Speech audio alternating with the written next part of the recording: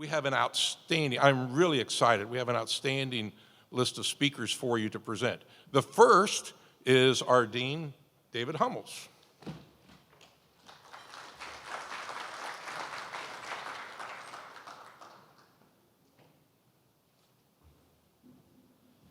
Hi, everybody. Hey, Steve, can I turn this so people, oh, there I am. Excellent. Welcome, everybody, and welcome to everybody who's joining us virtually. I know that we have a lot of participants who are also coming to us online today. I want to say just a few things about Purdue's engagement around this and related issues, and then hand it over to the experts.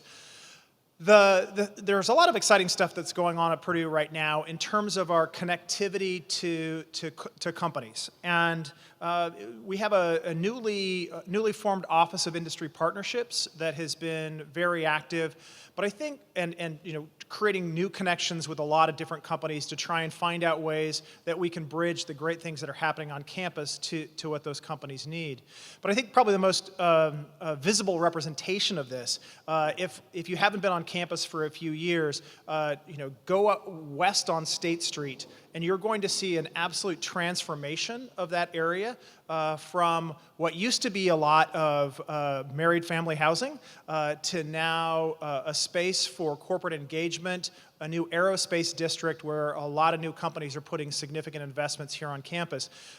It's part of a really concerted push for Purdue to really drive a lot of value for those companies, but also drive a lot of economic activity in the state and in the region.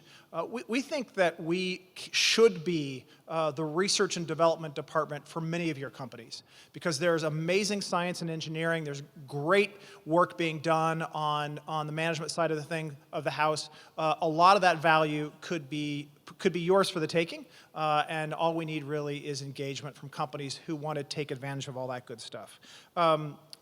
Talent pipelines are going to be outstanding here. You may have seen that we now have over 50,000 students on campus. That's quite a lot more than we have had in, I believe, ever, and certainly more than in recent years. But it's not just a lot of students, they're amazing students. And so the talent acquisition opportunities here have become truly extraordinary.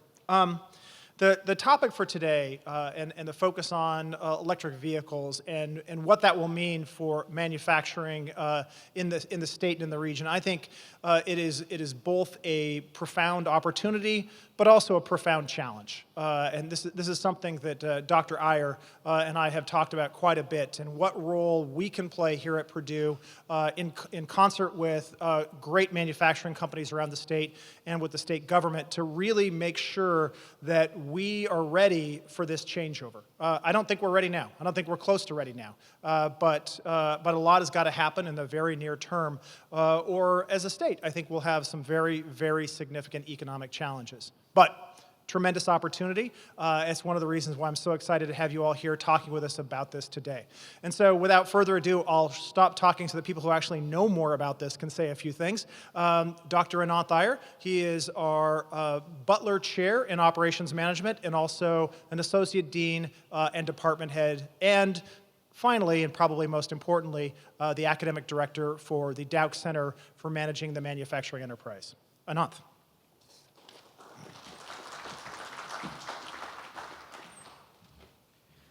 Thank you, David. So the title of this conference is our focus on the transition or transformation of the auto industry. IC refers to the internal combustion engine, and EV refers to the electric vehicle. And it's our, it's our conviction that this is really an opportunity. There is, of course, a challenge associated, but it's an opportunity. First, a few words about DCMME. DCMME is the Dauch Center for the Management of Manufacturing Enterprises. It was started back at Purdue, in particular at Krannert in 1987, and we've been focused on manufacturing management and really thinking about the enterprise associated with manufacturing management. And all through our time, from 1987 through now, our focus has been on getting students and faculty to engage with real-world problems, and that's been the focus.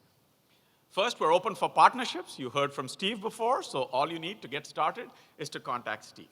The center really consists of three of us.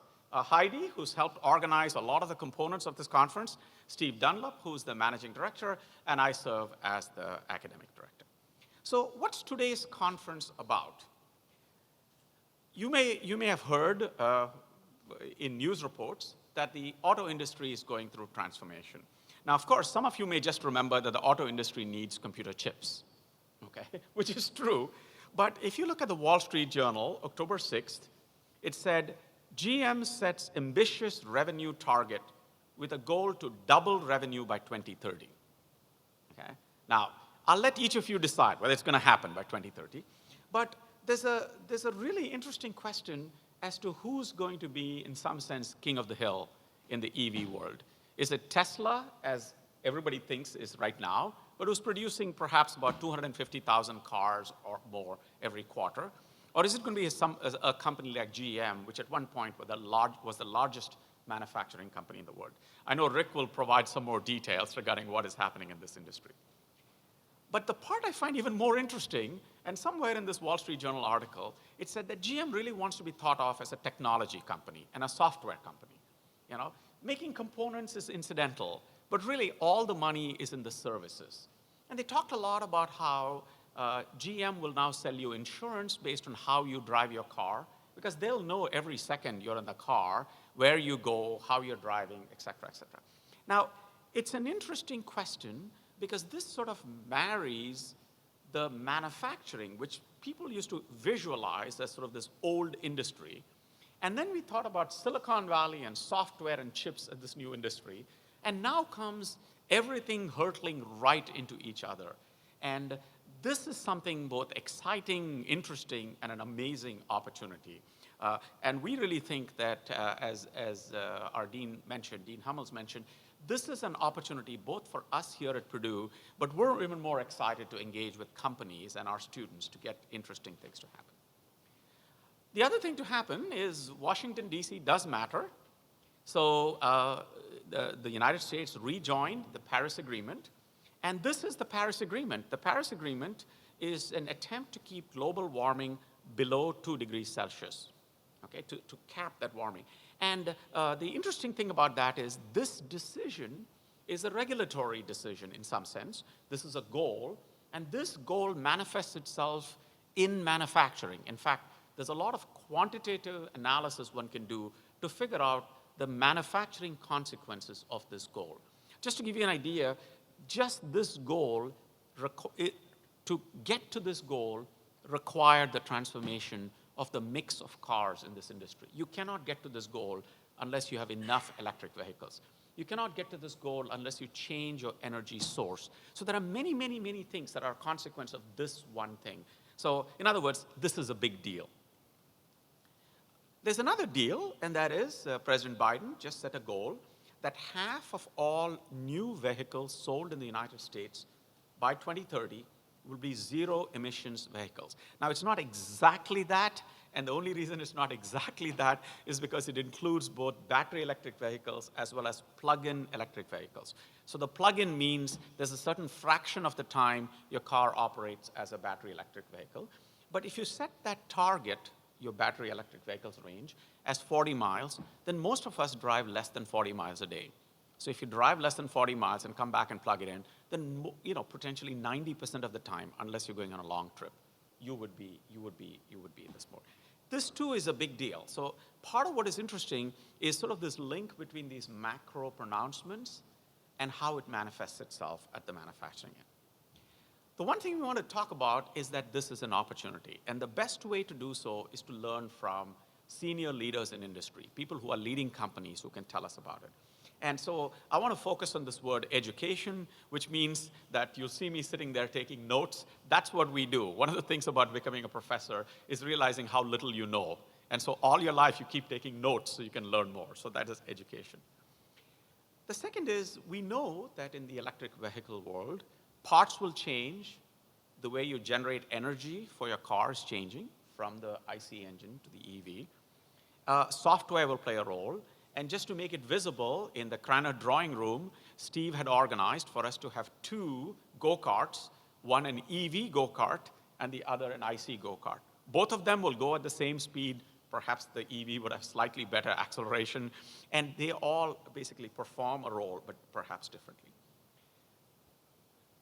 This third one is a little hunch, and I'll put my hunch out there, and you can either dismiss it or not. And that is that in the EV world, once it becomes that the batteries are something you can purchase and put in, the capability to manufacture the car, the high-end manufacturing, will no longer be a barrier to entry. So there's the potential to have many, many more brands with many, many more creative things happening. And if you roll back the clock to close to 100 years ago, Indiana had a large number of car brands, and there was a tremendous amount of customized manufacturing. So it's my hunch that we could go back to that world. Automobiles will be more fun, more customized, et cetera. But this is a hunch. Time will prove me right or wrong. Finally, you realize that you wouldn't, if the grid didn't work, you can't get anywhere. So all of a sudden, the grid becomes a bottleneck. So we'll have to start thinking about how do we have a reliable grid so when you plug in your car. And all of this means for us here and for all of you students, a tremendous opportunity for entrepreneurship. This is an absolutely fun time to be a student and to graduate because there are a lot of things that you can learn from understanding this transition. So we have a number of exciting speakers. I'll introduce them just before each of them come up. The first speaker we're going to have is Rick Dowk, who's our keynote speaker. What we want to encourage you to do is to ask questions, express perspectives, interact with each other, learn, give us feedback.